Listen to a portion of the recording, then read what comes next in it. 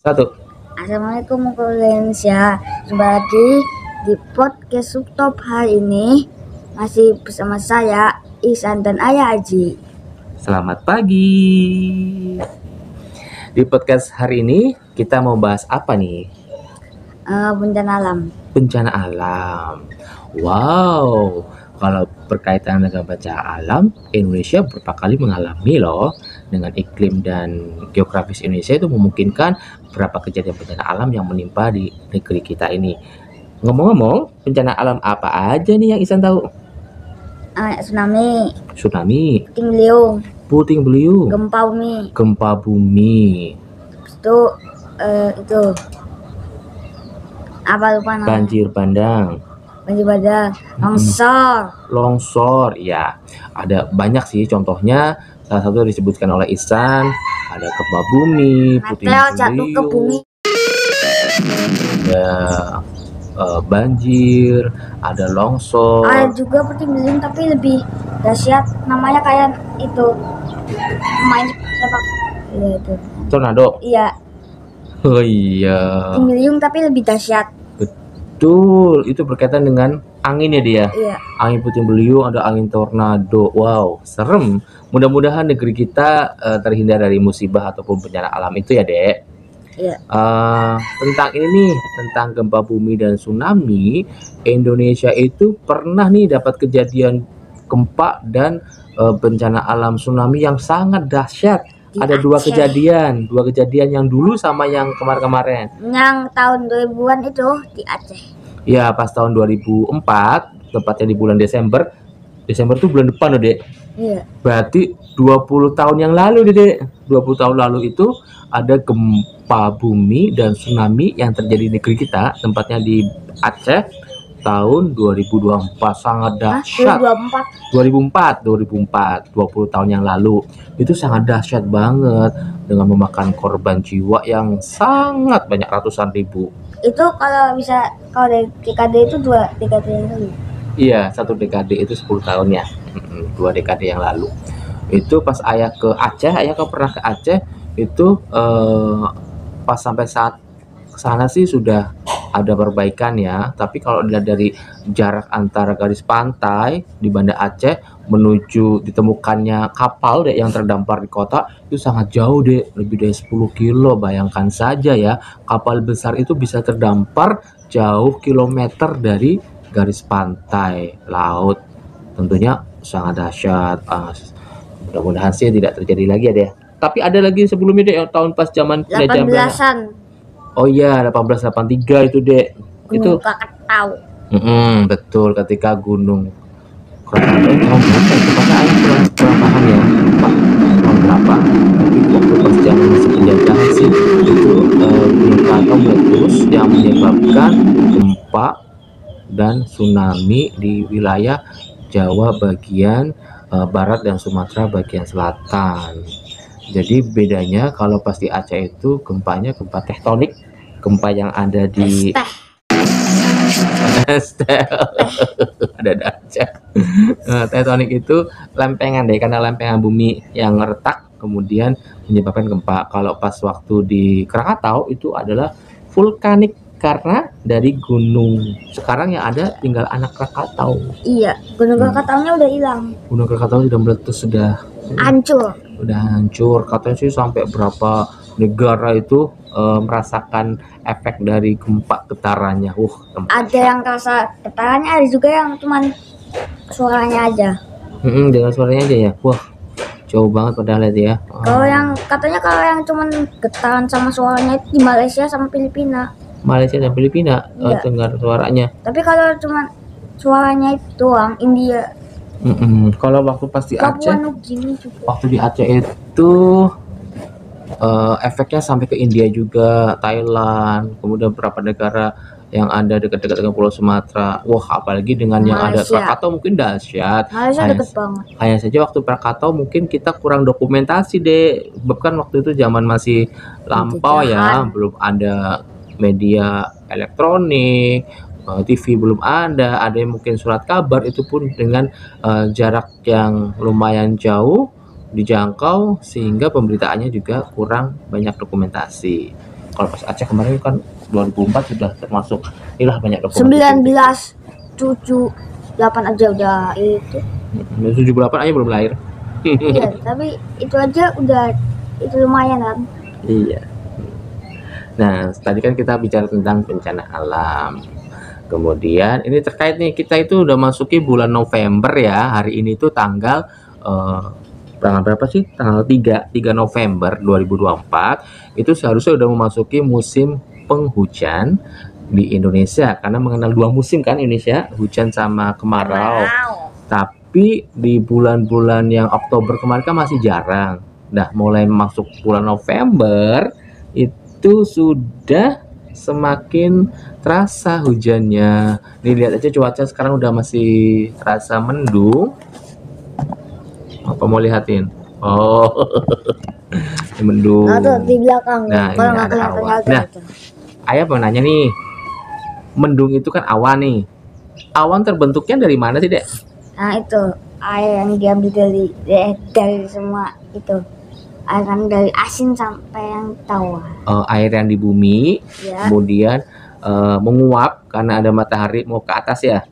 Udara itu menguap ke atas, kemudian membentuk suatu gumpalan yang membeku, disebut awan. Nah, kalau pas awan ini ternyata mencair, jatuh ke bumi, nah itu yang disebut dengan hujan. Jadi kayaknya kurang itu deh, kurang ketinggi.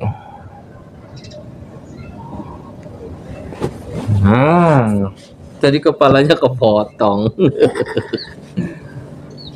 Oke, itu tentang awan. Terus ada juga deh berapa bencana alam yang terkait dengan musim hujan, karena curah hujan yang sangat Banjir, karena curah hujan yang sangat longsor. banyak, kemudian air melimpah, aliran sungai tidak bisa menampung, akhirnya meluap, disebut dengan banjir. Ada juga Longsor kalau juga. misalkan tahu nggak longsor itu apa? Itu kayak apa gitu? Tuh Tanah. tanah. Kan juga bisa Tanah ada. yang roboh sebenarnya. Iya. Jadi kan kalau kita posisinya di bumi kan ada tanah yang memang keras, ada tanah yang memang agak lembek, kemudian dengan kandungan air yang ada yang sedikit, ada yang banyak. Nah, kemudian posisinya itu ada yang datarannya hamparan, dataran rendah, ada yang memang pegunungan, dataran tinggi. Nah, untuk yang dataran tinggi ini agak rawan deh kena longsor ketika curah hujan ataupun kandungan airnya banyak, kemudian ada pergeseran antara tanah-tanah itu jatuh dari atas ke bawah ataupun ambles ke dalam ke bawah, itu disebut dengan longsor. Dan Iya. sering terjadi kalau pas musim hujan. Kita berdoa deh mudah-mudahan musim hujan ini kita diberikan air hujan yang membawa berkah, bukan membawa bencana. Setuju? Itu. Nah, dia mau nanyain apa tentang ayah nih? Kenapa longsor dinamakan longsor? Longsor kenapa disebut longsor? Iya. Kalau asal katanya sendiri ayah kurang paham ya, itu asal dari kata mana, berasal dari kata apa. Tapi kalau misalkan penyebutnya longsor, kalau di Jawa itu ada namanya ini dek, posisi badan kita ketika rebahan, dari posisi kita tegak kemudian ke bawah itu namanya glosor. Sor itu kalau di bahasa Jawa namanya bawah deh, dengisor. Jadi makanya itu Sor tanah ke bawah, berarti lungsuran tuh apa, jatuhan dari ke arah bawah, itu secara cocokologi bahasa ya. Kalau dicampur-campur tuh sor itu bawah, long itu panjang bahasa Inggris, jadi jatuh ke bawah yang sangat panjang. Iya kan dari dulu Ayo. juga. Coba keluarga Indonesia yang tahu bahasa Tulis longsor itu di dari mana, komen. silakan tulis di komentar ya. Jadi sor itu kalau di bahasa Jawa memang gitu, dan glosor ke bawah, sor itu bawah. Kalau atas namanya duhur dan insor gitu deh. Tapi kalau dicampur dengan bahasa Inggris longsor, jatuh ke bawah sangat panjang, jadi kayak semacam itu ya, apa namanya, jatuhan tanah. Terus serem deh kalau longsor itu. Bisa nimpa itu juga nggak bisa napas. Pernah lihat di video itu, video-video tentang longsor dari pemukiman yang sebenarnya padat penduduk ataupun banyak pohonan, ambles deh sampai ke tanam deh, kayak terkubur deh, kasihan banget. Bangunan itu bisa Inilah mudah-mudahan tidak terjadi di Indonesia ya ataupun di negeri lain lah untuk bencana-bencana alam seperti itu, sangat mengerikan. Kemudian kita mau ngobrolin apa lagi nih setelah ada bencana alam? Luar angkasa. Yang Dede ketahui tentang luar angkasa apa sih? Planet, Ada planet, terus satelit, ada satelit, bintang, terus galaksi, itu black hole, ada black hole, terus udah. ya. Jadi kita itu ada namanya, kalau misalkan di ini nih bumi itu kan dilapisi namanya udara atmosfer ya dia. Atmosfer itu mengandung beberapa lapisan. Kemudian di lapisan-lapisan atas itu sampai dengan ujung, ketika tidak ada lapisan atmosfer, kita sering disebut menyebutnya luar angkasa, artinya ruang hampa udara Dede. Iya. Jadi pasti luar sana itu akan melayang-layang benda-benda yang di langit itu, ada bintang, ada bulan, ada planet, kemudian ada asteroid, terus meteor, dan perkumpulan antara bintang dan planet disebut tata surya. Perkumpulan antara bintang dan tata surya itu disebut galaksi. Nah, di sana itu ruang terbuka yang sangat luas, dan itu di luar jangkauan kita sih, Dek. Dan kadang ada yang menyebut kalau ke sana pakai pesawat pulang-alik yang sangat jauh. Kadang ada berita kita pernah ke bulan, tapi belum tahu nih beneran sampai ke bulan apa enggak ya. Tahun 19-an.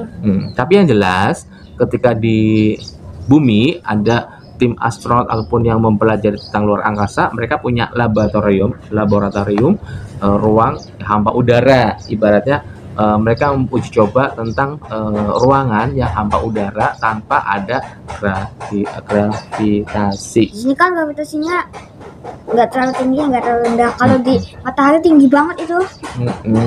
Itu salah satu planet yang mengorbit ke matahari karena memang kena gravitasi matahari. Grativasi. Kadang menyebut gravitasi, gratifikasi beda ya dia. Kalau gravitasi itu gaya tarik antara benda satu dan benda lain, atau misalkan disebut matahari dengan bumi atau bumi dengan bulan. Kalau gratifikasi itu semacam hadiah tapi punya embel-embel, punya niat lain Dede. Kayak penyuapan, beda ya. Iya. Apalagi? Kayak judi online. Oh beda, kalau judi online itu perbuatan yang memang dilarang ya. Perilaku ataupun aktivitas yang untung-untungan Dede pengennya kerja dikit tapi pengen dapat banyak banget, tapi dengan spekulasi untung-untungan yang tidak bisa diukur kita. Iya, misalkan punya uang 1.000 pengen dapatnya 10 juta, kan sebenarnya tidak wajar ya. Itu taruhannya itu taruhan. Makanya jadi kalau misalkan di permainan jangan sampai ada taruhan-taruhan yang menyebabkan merugikan. Itu namanya kategori judi deh. Bisa Dede nih mainan tebak-tebakan, terus yang kalah bayar uang. Nah itu termasuk judi. Ada lagi uang yang dikumpulin, nanti kalau yang benar dapat yang banyak, kalau yang kalah nanti kehabisan uang, itu termasuk judi, nggak boleh ya. Kalau yang online itu karena judinya nggak langsung ketemu tapi lewatnya internet. Iya, soalnya itu palingan yang males ke. Jadi orang kadang kelihatannya di dalam rumah terus, ternyata dia bukanya laptop, buka komputer, buka HP, pakai peruntungannya dengan berjudi. Nggak boleh. Sampai ngejual ngejual rumah, jadi cuma pakai mantas. Itu kayak di iklan. Terus apa lagi nih? Oh iya, pengen nanya nih, jadi lebih suka musim kemarau atau musim hujan? Kemarau. Kenapa musim kemarau? Karena nggak mati lampu. Kalau mati lampu emang kenapa? Bosan, udah itu panas. Kalau di rumah itu ada yang nggak bisa dicas. Kalau ayah sih pengen seimbang Dede, kadang ada musim kemarau panasnya buat jemur juga cepet kering, Tapi kalau sisi lain ada hujan itu tanah kita jadi tersiram, air tanah kita juga tersedia banyak. Kadang kalau musim kemarau kepanjangan dek, ada yang kekeringan sumur loh dek, nggak bisa mandi. Iya. Terus bisa jadi kalau misalnya benar-benar kering, sumber air yang kering, listrik itu kan ada dari tenaga air dek. Kalau tenaga airnya nggak ada, airnya nggak ada, listriknya mati, sama aja dong. Udah panas, nggak ada listrik, nggak ada air, aduh sedih banget. Yang penting seimbang sebenarnya sih. Kapan dibutuhkan, kapan itu datang. Ibaratnya kita secukupnya dek. Kalau pas lagi cukup panas, ya cukup dapat. Kalau pengen butuh air, cukup dapat air. Ya selang-seling lah. Boleh asal tidak menyebabkan yang merugikan. Hujan jangan sampai banjir, jangan sampai rumah-rumah bocor, jangan sampai menyebabkan mati lampu karena listriknya padam gara-gara ada pohon tumbang. Dia pernah lihat nggak pohon tumbang karena hujan? Pernah. Karena hujan itu biasanya kan ada selain air, angin ya dek. Kayak di belakang rumah kita itu dek, pohon matoanya bulan September lalu kan roboh dek. Ya Gara-gara kena angin. Kemarin tuh waktu videoin tuh dibawa besoknya. Iya, kita tuh baru memvideokan makan buah matoa langsung di bawah pohonnya. Seminggu kemudian pohon matoanya itu roboh karena ada hujan dan angin kencang. Tuh sayang banget ya dia. Padahal pohon matoa di belakang rumah kita udah tinggi, udah lebih dari 10 meter. Mudah-mudahan sih masih bisa tumbuh dan berbuah. Karena akarnya masih nancep di. Selama punya akar, ada media tanah yang bisa untuk menyerap nutrisi, insya Allah sih bisa. Akar itu semacam kayak jantung gitu. Jadi kalau jadi kalau akarnya hilang nggak kena tanah ya nggak bisa. Sebenarnya akar itu bukan jantung ya, deh. Akar itu sebenarnya kayak kita penyerapan hidung sama mulut. Nah, tapi kan jadi menyerap makanan. Tapi kalau itu misalnya kayak itu masih tabrakan itu di bawah akarnya pohon sama pohon, jadi gimana? Saling berebut. Sebenarnya kalau akar itu sama-sama bertabrakan tapi masih di media tanam yang sama, itu nggak masalah. Contohnya kayak di ini pot kita itu kan ada berapa, satu pot ada banyak tanaman kan? Iya. Akarnya itu saling berebut. Selama nutrisinya masih tersedia, sama aja. Sama kayak misalnya dia nih di kelas, bahkan ada banyak nih misalnya 50 orang. Kemudian dikasih makan nih, ada jajan 50. Selama 50 bisa dibagi satu. Tapi kalau jajannya cuma ada 20, rebutan kan dek. Jadi dapatnya lebih sedikit. Bedanya seperti itu. Peluang dapat sedikit atau banyak ya. Terus apa? Iya, jadi mau nanya apa lagi? Kenapa pohon tidak makan pohon? Pohon tidak makan pohon maksudnya? Kenapa pohon namanya harus pohon? Wah, kalau dikatakan harus, ya kita nggak tahu asal muasalnya sayang. Ya kan? Jadi orang kenapa harus orang? Kan penyebutan karena bahasa, Dedek. Kalau di Indonesia kenapa disebut pohon? Karena bahasa Indonesia. Kalau di Inggris namanya bukan pohon. Apa? Angka 3. Oh, beda mengucapannya, tree ya. Kalau di Jawa sebenarnya bukan pohon namanya, Dek. Apa? Wit-witan. Itu pohonan atau bukan pohon? Oh iya, wit berarti, Dek. Wit pelem itu pohon mangga, wit jambu. Ya kan? Tapi biasanya di Jawa itu kalau nyebut daging apa aja disebutnya iwak. Iya benar. Iwak pitik. Iwak pitik apa itu? Itu ayam. Iya, terus Iwak tahu itu tahu. iwak tahu. Jadi iwak kalau di bahasa Jawa itu artinya lauk nih, Dek. Iya. Tapi juga bisa ikan. Tapi biasanya semua daging disebutnya iwak. Mami apa? Iwak mami nganggo apa? Nganggo iwak pitik, iwak tempe, iwak tahu. Sebenarnya makannya pakai lauk apa? Pakai lauk ayam, tahu, tempe, cabe. Sukanya Dedek. Enggak. Jadi emang nggak suka makan pedas? Enggak suka. Katanya kemarin pas itu doyan. Tapi kan itu yang itu bukan langsung dari cabenya. Yang Big Shit Crispy itu. Tapi kan itu bukan langsung dari cabenya. Tapi dengar kemarin tuh kata bunda itu pas waktu hajatan Bunda Akif makan apa nih namanya dia, makaroni pedes, ya. Mulutnya kuat, tapi perutnya nggak kuat. Efeknya apa? Mencet sama dia. Iya, karena kita makan pedes, mulut kita itu kuat ya, ngunyah, lidahnya kuat. Tapi beberapa orang perutnya nggak kuat sehingga diare, ya kan? Juga malahan kebalikan. Otak kuat tapi mulutnya nggak kuat. Makanya harus hati-hati. Kita harus bisa mengukur diri sendiri nih, apakah tubuh kita sehat, apakah tubuh kita sakit, apakah tubuh kita kuat, apa tubuh kita lemah. Sebenarnya bisa mengukur diri sendiri, nggak harus tiap orang sama. Tiap orang punya kondisi yang berbeda, maka harus mengukur kapasitas diri kita ya. Iya. Misalnya mulut makannya kebanyakan kayak itu, makan burger tapi nggak digigit-gigit langsung.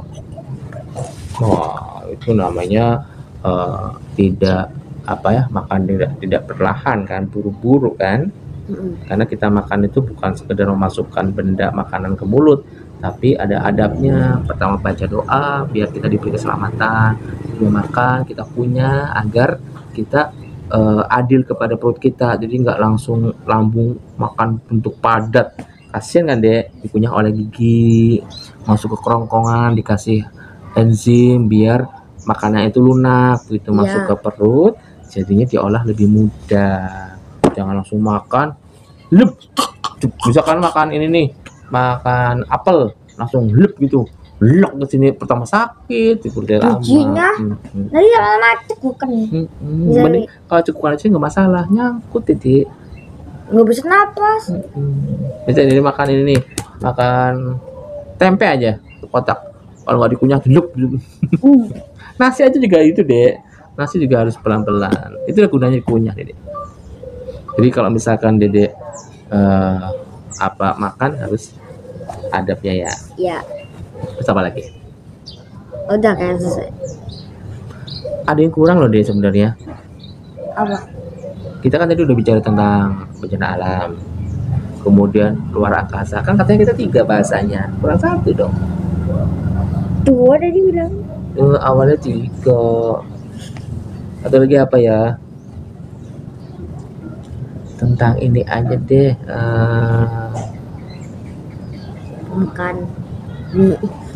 Persiapan ini. Persiapan kita menghadapi musim hujan. Jadi yang disiapin apa? Misalkan payung, jas hujan. Terus genset aku mati lampu. Jadi kok kenapa ini banget sih, takut banget sama kalau listrik padam? Ya udah panas. Lebih baik listrik padam di siang hari atau malam hari? Siang hari, soalnya masih terang. Kalau malam gelap banget ya dia. Iya, gelap banget. Jadi buat keluarga Indonesia di mana berada, untuk menghadapi musim hujan kita kali ini perlu dipersiapkan adalah kita harus kondisi badan yang bagus, sehat, makanan dijaga, istirahat cukup, karena ketika tubuh kita rentan atau lemah akan cepat terkena sakit. Musim hujan kan sakitnya ada sakit batuk, pilek, biasanya ada ya, demam, greges, diare, karena makanan-makanan yang kita makan kadang tidak higienis. Kemudian kalau mau bepergian seperti yang dikatakan Dede Ihsan, harus sedia payung, jas hujan juga perlu. Kemudian tadi apa Dek? Apa? Selain payung sama jas hujan? Kalau buat di rumah genset. Oh iya genset. Enggak lah, kalau genset itu kebutuhan ini mahal Dek. Ya kan, genset kan alatnya, kemudian ada bahan bakarnya. Ya berdoa aja mudah-mudahan musim hujan kali ini hujannya ada membawa berkah, bukan membawa bencana, tidak menyebabkan pemadaman listrik, karena Dede sangat sedih kalau listriknya padam. Buat PLN yang ada di Indonesia nih, mudah-mudahan jangan bikin listriknya padam ya. Anda yang bete kalau listriknya padam ya kan? Karena kalau padam itu udah gelap, kemudian lampunya nggak ada, AC nggak bisa nyala. Aduh, ada yang pengen ini fungsi. Oke. Cukup? Oke, keluarga Indonesia, kita tutup sama Ihsan. Tutup gimana? Udah dulu ya. Dulu ya. Salam. Assalamualaikum warahmatullahi wabarakatuh. Kurang kenceng salamnya. Wassalamualaikum warahmatullahi wabarakatuh. Terima kasih. Jangan lupa klik subscribe dan like.